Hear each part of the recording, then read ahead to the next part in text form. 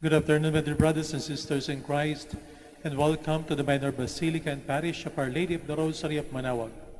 Let us begin our celebration in the name of the Father, and of the Son, and of the Holy Spirit. Amen. The grace of our Lord Jesus Christ, the love of God, and the communion of the Holy Spirit be with you all. And with your spirit. My dear brothers and sisters, let us acknowledge our sins and so prepare ourselves to celebrate the sacred mysteries.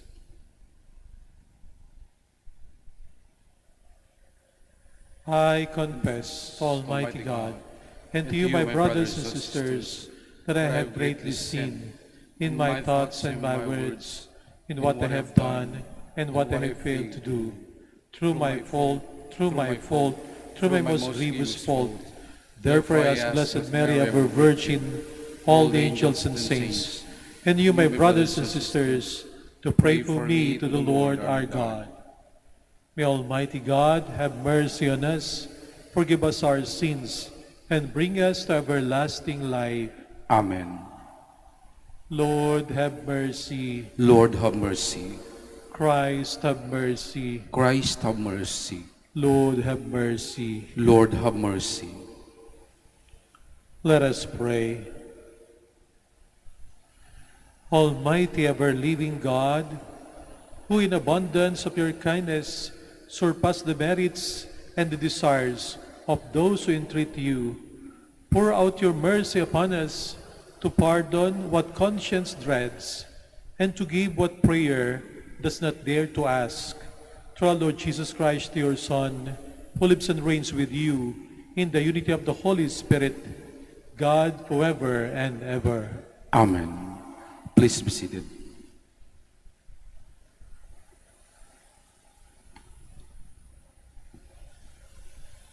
A reading from the book of the prophet Jonah.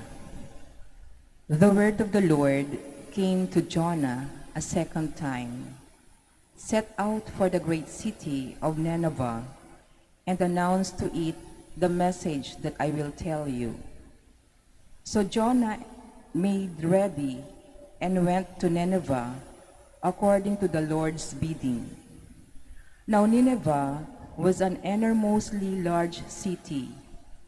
It took 3 days to go through it. Jonah began his journey through the city and had gone but a single day's walk, announcing, 40 days more and Nineveh shall be destroyed. When the people of Nineveh believed God, they proclaimed a fast, and all of them, great and small, put on sackcloth. When the news reached the king of Nineveh, he rose from his throne, laid aside his robe, covered himself with sackcloth, and sat in the ashes. Then he had this proclaimed throughout Nineveh, by decree of the king and his nobles. Neither man nor beast, neither cattle nor sheep shall taste anything. They shall not eat, nor shall they drink water. Man and beast shall be covered with sackcloth and call loudly to God. Every man shall turn from his evil way and from the violence he has in hand.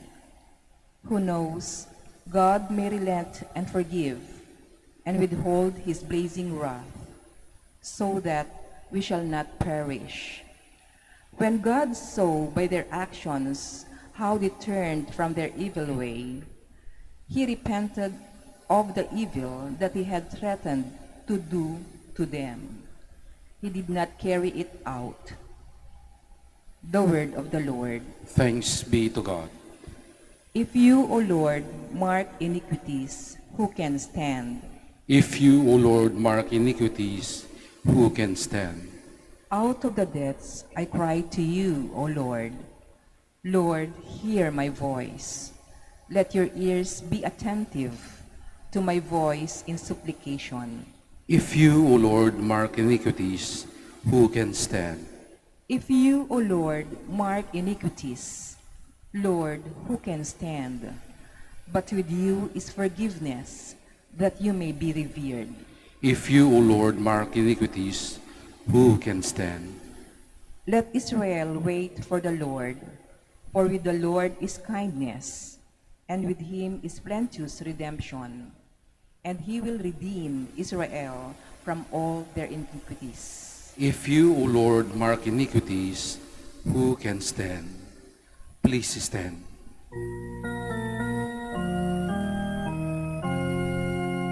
Alleluia, alleluia,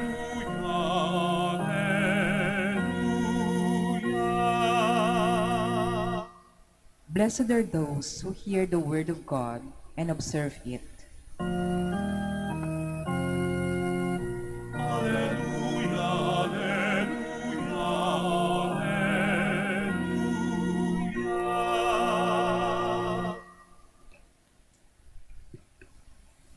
The Lord be with you. And with your spirit, A reading from the Holy Gospel according to Luke. glory to you, O Lord. Jesus entered a village where a woman whose name was Martha welcomed him.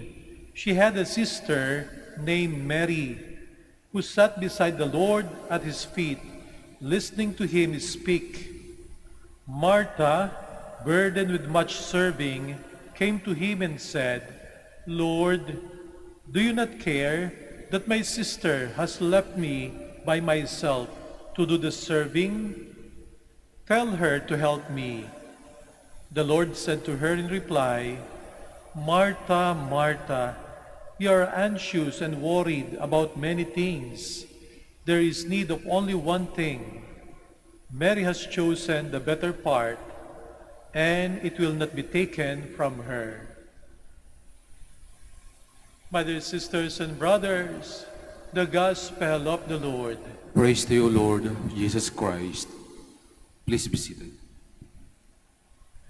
Minsan po ang ating kalakasan o strength ay pwedeng maging ating weakness o kahinaan kapag ginamit natin sa maling lugar at maling panahon. Mga minamahal na kapatid sa ating Panginoong Jesucristo, iba't iba po ang paglilingkod na pwede nating gawin sa ating simbahan o paglilingkod na pwede nating gawin sa ating bayan o sa inyong pamilya. Pwede nating gawing halimbawa ng paglilingkod si Marta at si Maria sa ating Ebanghelyo. Karaniwan na pag sinabing paglilingkod, maaring ang halimbawang pumasok sa ating isipan ay katulad ng ginagawa ni Marta. Very busy, abalang-abala. Yung taong naglilingkod, maraming ginagawa, kilos ng kilos. Yun ang ating idea ng paglilingkod sa bayan, sa pamilya, maging sa simbahan. At tama naman po na yun ay isang uri ng paglilingkod. Si Maria, makikita natin na nakaupo sa paanan ng ating Panginoong Jesucristo. Later on, titingnan natin na yung kanyang ginagawa ay isang uri rin naman ng paglilingkod. Inaasahan ni Marta na siya'y kakampihan ng ating Panginoong Jesucristo sapagkat siya'y abalang-abala doon sa kusina. Habang siya'y nagluluto, marahil ng iba't ibang putahe ng pagkain para sa ating Panginoong Jesucristo, napansin niya, hindi siya tinutulungan ng kanyang kapatid na si Maria. Kaya nga naman, waring siya nagrereklamo sa ating Panginoong Jesucristo, Panginoon, di ka ba nababahala? Ako na lang mag-isa ang kumikilos sa kusina. Abalang-abala ako, samantalang si Maria nakaupo lamang dyan sa iyong harapan. Iniisip marahil ni Marta na siya'y sasang-ayunan ng ating Panginoong Jesucristo. Pero hindi ganoon ang ginawa ng ating Panginoong Yesus. Ang sabi niya, Marta, Marta, labis ka nag-aalala sa napakaraming bagay. Pero isang bagay lang naman talaga ang kinakailangan at yun ang ginagawa ni Maria. Bakit ganito ang sinabi ng ating Panginoong Jesucristo kay Marta? Totoong si Marta ay nagmamahal ng labis sa ating Panginoong Kristo at totoong gustong maglingkod ni Marta sa ating Panginoon. Ipapadama niya to sa pamamagitan ng pagiging abala sa kusina, magbibigay ng masasarap na pagkain para sa ating Panginoong Kristo. Pero merong isang bagay na hindi napansin si Marta sa ating Panginoong Kristo. Noong panahon na yon, dumaan ang ating Panginoong Kristo sa bahay nilang magkapatid. Si Jesus ay patungo na sa Jerusalem upang sa Jerusalem ay gampanan ng kanyang misyon ng pagpapakasakit at siya'y ipapako sa krus at siya'y mamamatay. Sa mga sandali na alam mo na ikaw ay malapit ng mamatay, hindi niya nais ang maraming pagkain. Ang nais lamang ng ating Panginoong Kristo sa mga sandali na yon ay yung taong makakausap, yung taong pagbibilinan ng kanyang mabuting balita. Ang nais ng ating Panginoong Kristo sa mga sandali na malapit ka ng mamatay ay yung taong makikinig sa iyo. At yun ang ginagawa ni Maria. Kaya si Maria, pinaglilingkuran ng ating Panginoong Kristo sa pamamagitan ng pakikinig. At yun ang pangangailangan ng ating Panginoong Kristo sa mga oras na yon, sa mga sandali na yon, na hindi napansin ni Marta. Ang pinapansin ni Marta ay kung ano yung gusto niya na gawin sa paglilingkod at nakalimutan niyang alamin kung ano yung pangangailangan ng taong nais niyang paglingkuran. Kaya naman po sinasabi na yung ating kalakasan, yung strength mo, ay pwede mong maging weakness, naging kahinaan ni Marta, sapagkat mali ang kanyang paggamit nito. Hindi pala yun ang kinakailangan ng ating Panginoong Kristo sa mga sandali na yon. May mga leksyon na pwede nating matutunan sa kwentong ito ni Marta at ni Maria. Una po, napakahalaga sa ating paglilingkod na nanduroon tayo sa presensya ng Panginoong Diyos. Ginagawa po natin ito sa pamagitan ng panalangin. Kapag tayo maglilingkod, marahil pinapaalala sa atin na unahin na natin ang dasal. Naalala ko po, ilan ng mga gustong maglingkod sa bayan ang inunang pagpunta sa Manaoag upang humingi ng dasal, upang ilagay ang kanilang sarili sa presensya ng Panginoong Diyos. Nakakalungkot ko minsan na kapag tayo nagiging very busy sa buhay, yung ibang unang tinatanggal sa kanilang schedule ay yung panalangin. May kakilala ko na dati naman silang lagi nagsisimba, pero nung umunlad sa buhay, nakabili ng bagong sasakyan, tuwing linggo, nagbabanding sila ng kanilang pamilya, wala namang masama ro na magbanding. Laging umaakyat sa Tagaytay, mamamasyal doon. Ang nakalimutan na nila yung kanilang pagsisimba.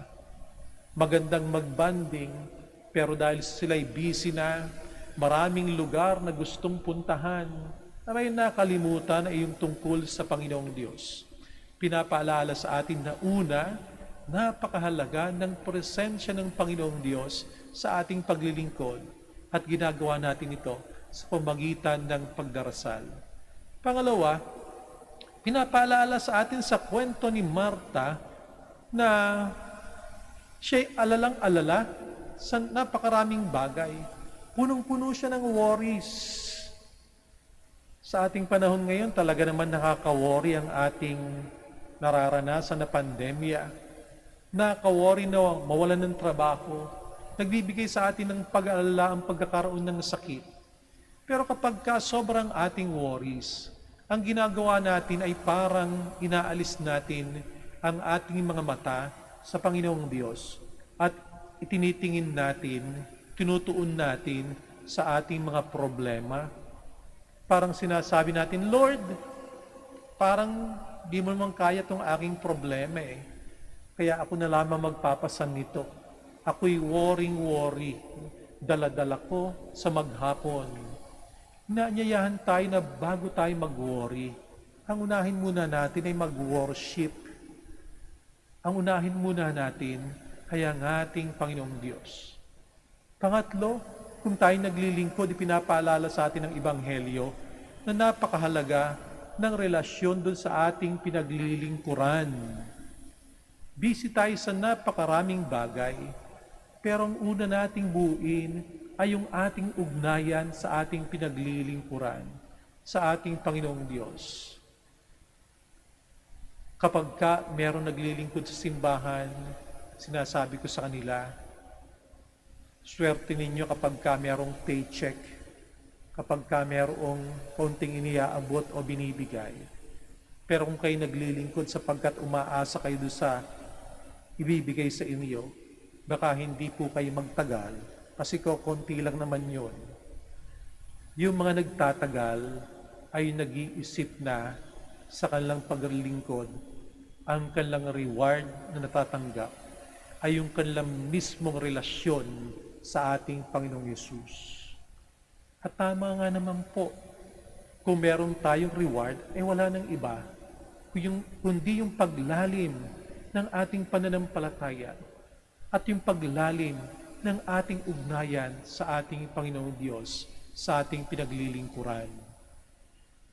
Meron akong kilala na isang sundalo na minsan nabanggit sa akin sapagkat nagbigay ako sa kanila ng seminar. Sabi niya, Father, minsan nagtatampo ako sa aking misis. Sabi ko, bakit naman? Kasi alam niyo po, maghapon akong pagod sa trabaho. Pag uwi ko ng bahay, sasalubungin naman ako ng aking misis. Pagka upo ko dun sa sala, aalis na siya. Minsan lalabas para pumunta sa tindahan. Madalas pupunta sa kusina para maging abala sa pagluluto. Pero ang gusto ko lang naman talaga sa sandali na yun ako'y umuwi, ay yung maupo siya sa aking tabi, kasama kong mag-relax, manood ng telebisyon. Ihag ko siya, hawakan ko siya. Kaso po tuwing ako'y darating, aalis ka agad upang maging abala sa napakaraming bagay. Ang gusto ko lamang ay yung katabi ko siya, sapagkat doon ko nararamdaman yung paglalim ng aming relasyon. Tuwing tayo maglilingkod, salang-alang po muna natin una kung anong pangangailangan at gusto ng ating pinaglilingkuran, upang sa ganoon, yung ating kalakasan ay hindi maging ating kahinaan. Padalangin natin sa banal na misang ito, lahat ng mga taong naglilingkod sa iba't ibang pamamaraan, mga taong naglilingkod sa inyong pamilya, mga taong naglilingkod sa bayan, mga taong naglilingkod sa simbahan, na nawa, lagi tayong samahan ng ating Panginoong Jesucristo at ang ating Panginoong Jesucristo mismo ang ating maging reward sa ating paglilingkod sa anumang larangan ng buhay. Please all stand.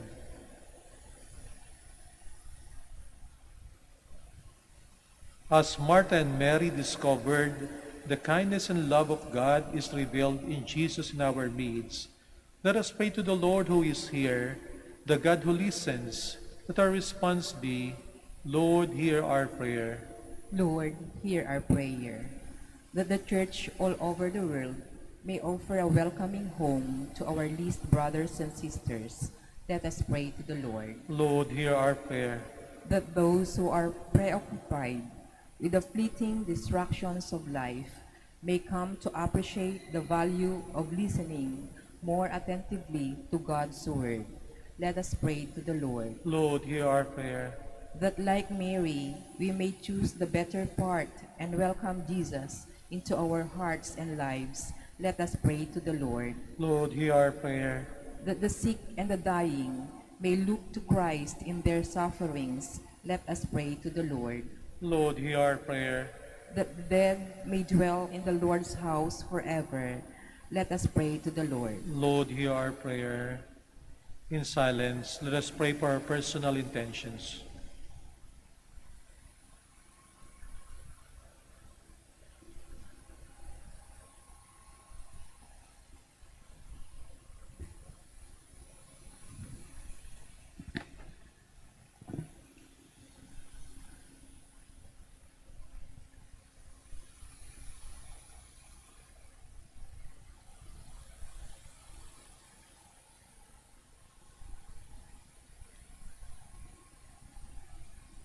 God our Father, you have sent your Son Jesus to show us the way to eternal life.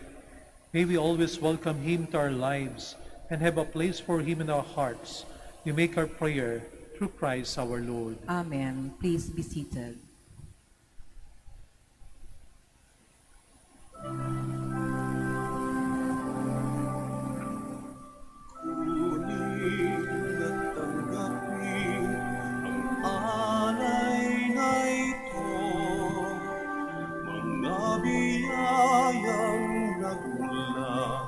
Sa pagpapala mo, tanda ng bawat puso, pagkatinibig mo, ngayon'y nananalig, nagmamahal sa'yo.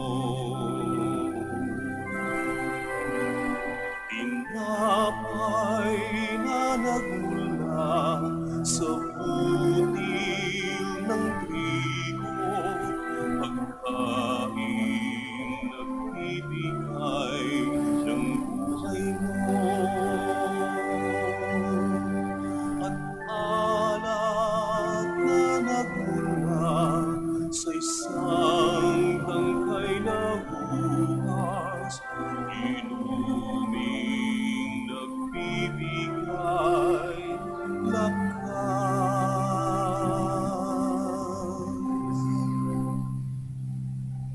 Please stand.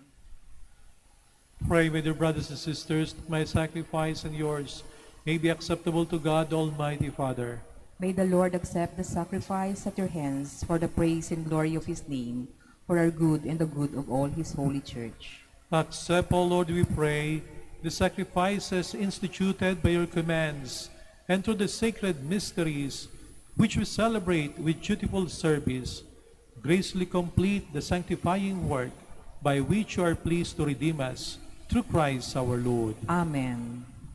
The Lord be with you. And with your spirit, Lift up your hearts. we lift them up to the Lord. Let us give thanks to the Lord our God. It is right and just.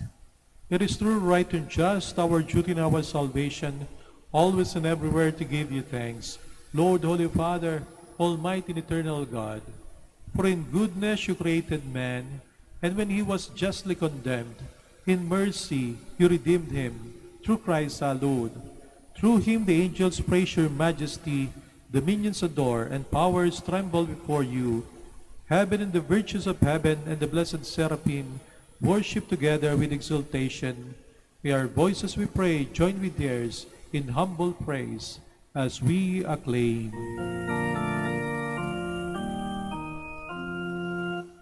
Holy, holy, holy, Lord God of hosts, heaven and earth are full of your glory. Hosanna in the highest. Blessed is he who comes in the name of the Lord. Hosanna, Hosanna in the highest. Please kneel.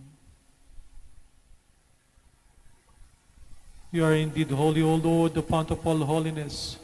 Make holy, therefore, these gifts of prayer, by sending down your Spirit upon them like the dewfall, so that they may become for us the body and blood of our Lord Jesus Christ. At the time he was betrayed and entered willingly into his passion, he took bread, and giving thanks, broke it, and gave it to his disciples, saying, Take this, all of you, and eat of it, for this is my body, which will be given up for you.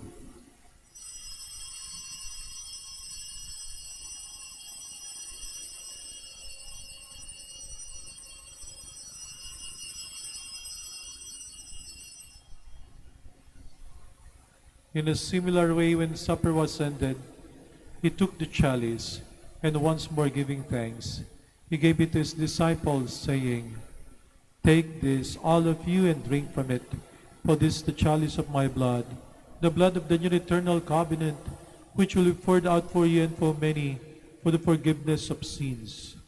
Do this in memory of me.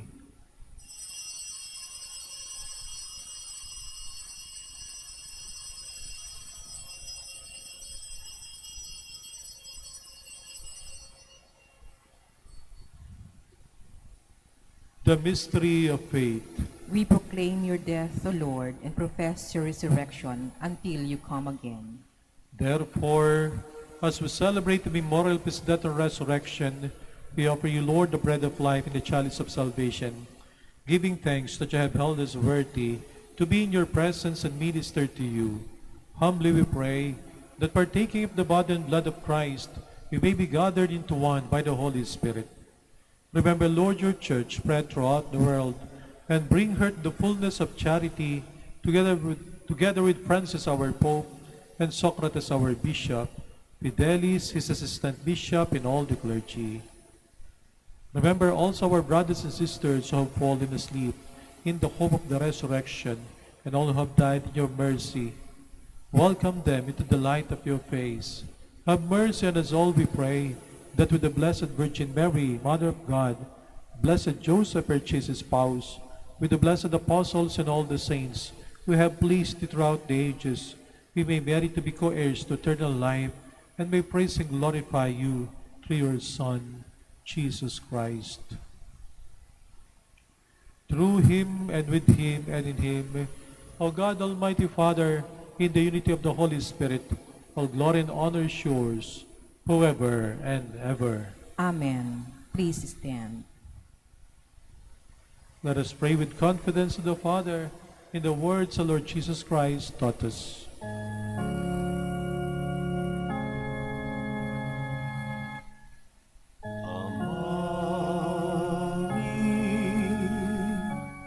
Wala kang tawag, nagalamso, naragan mo, unsakit si kami, panarian mo, ulo ay linawang jatali, ulo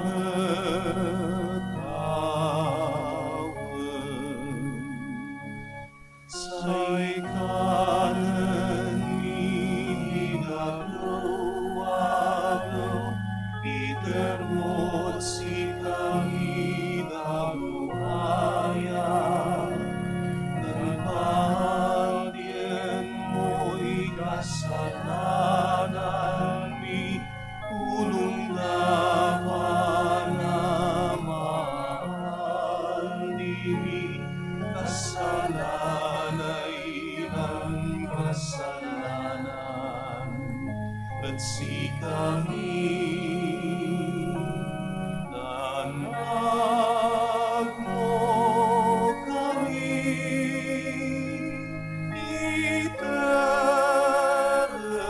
itertukso, ilaban mo kami,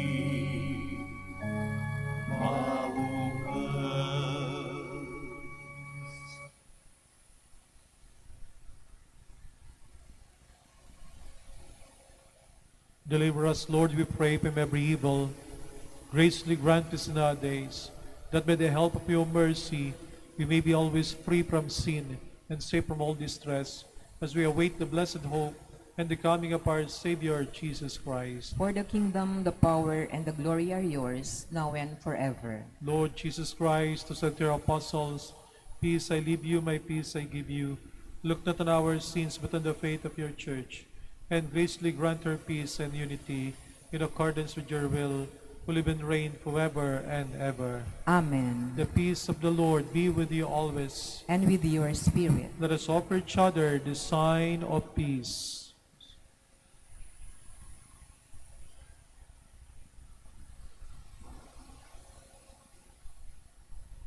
Lamb of God, You take away the sins of the world, have mercy on us. Lamb of God, you take away the sins of the world, have mercy on us. Lamb of God, you take away the sins of the world, grant us peace. Please kneel.